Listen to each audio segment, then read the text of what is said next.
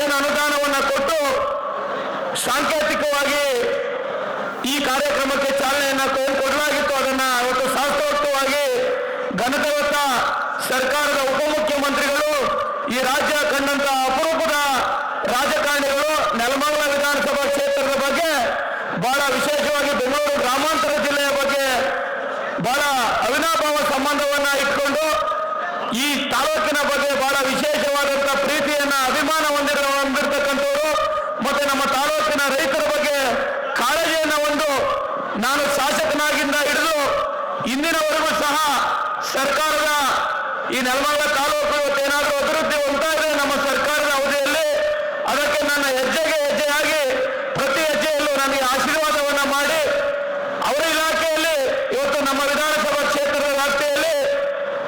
ನಮ್ಮ 2 ನೀರಾವರಿ ನಿಗಮಗಳಿಂದ, ವಿಶ್ವೇಶ್ವರಯ್ಯ ಜಲ ನಿಗಮ ಮತ್ತೆ ಕಾವೇರಿ ನೀರಾವರಿ ನಿಗಮದಿಂದ ರಸ್ತೆ ಅಭಿವೃದ್ಧಿಗೆ 61.5 ಕೋಟಿಯನ್ನ ಅನುದಾನವನ್ನು ನೀಡಿರ್ತಕ್ಕಂಥ ಈ ತಾಲೂಕಿನ ಇತಿಹಾಸದಲ್ಲಿ ಯಾರಾದರೂ ಒಬ್ಬರು ಇದ್ರೆ ಅದು ಮಾನ್ಯ ಡಿ.ಕೆ. ಶಿವಕುಮಾರ್ ಸಾಹೇಬರು. ಈ ನಮ್ಮ ವ್ಯಾಪ್ತಿಗೆ ಬರದೇ ಇದ್ರು ಸಹ ಅಂತ ಅಷ್ಟು ವಿಶ್ವಾಸವನ್ನು ಇಟ್ಟು ಇದ್ರ ಜೊತೆಗೆ ನಾವೆಲ್ಲ ಬೆಂಗಳೂರು ನಗರಕ್ಕೆ ಹೊಂದ್ಕೊಂಡಿರ್ತಕ್ಕಂಥವ್ರು. ನಾನು ಹೋಗಿ ಮೆಟ್ರೋ ಆಗಬೇಕು, ನೈಸೋಳವರೆಗೆ ಬಂದಿದೆ ಅಂತಕ್ಕಂಥ ವಿಚಾರ ಅದನ್ನ ಮುಂದಕ್ಕೆ ನೆಲಮಂಗಲವರೆಗೆ ವಿಸ್ತರಿಸಬೇಕು ಅಂತ ಅಂದಾಗ ನೆಲಮಂಗಲಕ್ಕೆ ಬಂದು ಅದನ್ನ DPR ತಯಾರು ಮಾಡಲಿಕ್ಕೆ ಇಲ್ಲಿಂದನೇ ಸಹ ಘೋಷಣೆ ಮಾಡ್ತಕ್ಕಂಥ ಮಹಾನ್ ನಾಯಕರು ಇವತ್ತು ಈ ವೇದಿಕೆಯಲ್ಲಿ ಭೂಮಿ ಪೂಜೆಗೆ ಬಂದಿರತಕ್ಕಂಥದ್ದು. ಇದರ ಜೊತೆಯಲ್ಲಿ ನಮ್ಮ ತಾಲೂಕಿಗೆ ಬೇಕಾಗಿರ್ತಕ್ಕಂಥ ಶಾಶ್ವತ ಅಭಿವೃದ್ಧಿ ಯೋಜನೆಗಳು, ಒಳಚರಂಡಿ ಇರ್ಬೋದು, 220 kV ಸ್ಟೇಷನ್ ಅನ್ನ ಮುಖ್ಯಮಂತ್ರಿಗಳ ಜೊತೆಯಲ್ಲಿ ನಿಂತು ಸುಮಾರು 300 ಕೋಟಿ ವೆಚ್ಚದ ಅನುದಾನದಲ್ಲಿ ಅದು ನಮ್ಮ ತಾಲೂಕಿಗೆ ಬರಬೇಕಾದ್ರೆ ಪಾಂಡ್ಯರವರಿಗೆ ಫೋನನ್ನು ದೂರವಾಣಿ ಕರೆಯನ್ನು ಮಾಡಿ ನೆಲಮಂಗಲಕ್ಕೆ ಅದು ಅಗತ್ಯತೆ ಇದೆ, ಇದೇ ನಾವು ಬೋರ್ಡ್ ಮೀಟಿಂಗ್ ಅಲ್ಲಿ ನೀವು ಅದನ್ನು ಅಪ್ರೂವಲ್ ಮಾಡಿಕೊಡ್ಬೇಕು ಅಂತ ಹೇಳಿ ನೆಲಮಂಗಲ ವಿಧಾನಸಭಾ ಕ್ಷೇತ್ರಕ್ಕೆ ಅಭೂತಪೂರ್ವವಾದಂಥ ಕೊಡುಗೆ ಈ ಸರ್ಕಾರದಿಂದ ಬರಲಿಕ್ಕೆ ಕಾರಣೀಭೂತರಾಗಿರ್ತಕ್ಕಂಥ ಸನ್ಮಾನ್ಯ ಡಿ.ಕೆ. ಶಿವಕುಮಾರ್ ಸಾಹೇಬರು ಅವರ ಅಮೃತ ಹಸ್ತದಿಂದ ಇವತ್ತು ನಾವು ಕೆರೆ ತುಂಬಿಸ್ತಕ್ಕಂಥ ಒಂದು ದೊಡ್ಡ ಶಾಶ್ವತವಾಗಿರ್ತಕ್ಕಂಥ ರೈತರ ಬದುಕನ್ನ ಹಸನು ಮಾಡ್ತಕ್ಕಂಥ ಯೋಜನೆಗೆ ಇವತ್ತು ಭೂಮಿ ಪೂಜೆಯನ್ನ ಬಂದು ನನ್ನ ಮನವಿಗೆ ಮತ್ತು ಕ್ಷೇತ್ರದ ಜನತೆಯ ಮನವಿಗೆ ಬಂದು ಇವತ್ತು ಕಣ್ಣಗೋನಹಳ್ಳಿ ಕೆರೆಯಲ್ಲಿ ಭೂಮಿ ಪೂಜೆಯನ್ನ ಮಾಡಿಕೊಟ್ಟಂತ ನಮ್ಮ ನಿಮ್ಮೆಲ್ಲರ ಅಚ್ಚುಮೆಚ್ಚಿನ ನಾಯಕರು, ನನ್ನ ರಾಜಕೀಯ ಗುರುಗಳು, ನನ್ನ ಈ ಕ್ಷೇತ್ರದಲ್ಲಿ ಇವತ್ತೇನಾದರೂ ನೆಲಮಂಗಲ ವಿಧಾನಸಭಾ ಕ್ಷೇತ್ರ ಅಭಿವೃದ್ಧಿ ಆಗ್ತಿದೆ ಅಂದ್ರೆ ಆ ಅಭಿವೃದ್ಧಿಗೆ ಮುನ್ನುಡಿಯಲ್ಲಿ ಬರೆದಿರ್ತಕ್ಕಂಥ ಸನ್ಮಾನ್ಯ ಡಿ.ಕೆ. ಶಿವಕುಮಾರ್ ಸಾಹೇಬರನ್ನ ನನ್ನ ಕ್ಷೇತ್ರದ ಸಮಸ್ತ ಜನತೆಯ ಪರವಾಗಿ ಮತ್ತೆ ರೈತರ ಪರವಾಗಿ ಈ ಕ್ಷೇತ್ರದ ಸೇವಕನಾಗಿ ನಾನು ಈ ಕಾರ್ಯಕ್ರಮಕ್ಕೆ ಸ್ವಾಗತವನ್ನು ಬಯಸ್ತೇನೆ. ಮಾತನಾಡಿನಲ್ಲಿ ನಾಗರಾಜಣ್ಣ ಅವರು ಅವರಿಗೆ ಸ್ವಾಗತವನ್ನ ರಾಘವೇಂದ್ರನ ಮಾಡುವ ಮುಖೇನ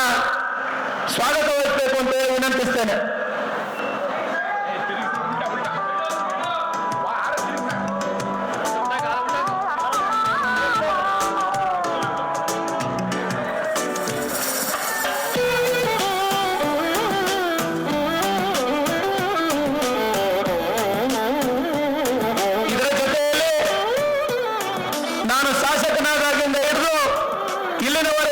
ವಿಧಾನಸಭಾ ಕ್ಷೇತ್ರದ ಬಗ್ಗೆ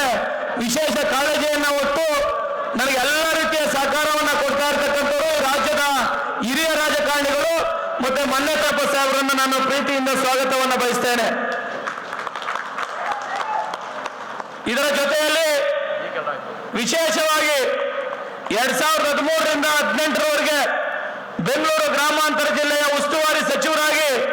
ನೆಲಮಂಗಲ ತಾಲೂಕಿನಲ್ಲಿ ರೈತರ ಬಗ್ಗೆ, ಸಾರ್ವಜನಿಕರ ಬಗ್ಗೆ ಈ ತಾಲೂಕನ್ನು ಅಭಿವೃದ್ಧಿ ಮಾಡಬೇಕು ಅಂತ ಹೇಳಿ ಕೋಲಾರಕ್ಕೆ ಮತ್ತೆ ಜೊತೆನಾಗಿ ಕಂದಾಯ ಇಲಾಖೆ ಯಾವುದೇ ಕೆಲಸ ಕಾರ್ಯಗಳು ಹೋದ್ರೂ ಸಹ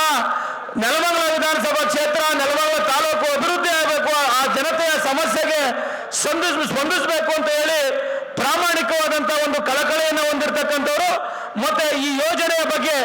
ಬಹಳ ವಿಶೇಷವಾದಂತಹ ಆಳವಾದಂತಹ ಜ್ಞಾನವನ್ನು ಹೊಂದಿರತಕ್ಕಂಥ ಒಂದು ಸರ್ಕಾರದಲ್ಲಿ ಹೊಸ ಶಾಸಕರಿಗೆ ಮತ್ತೆ ಜನತೆಗೆ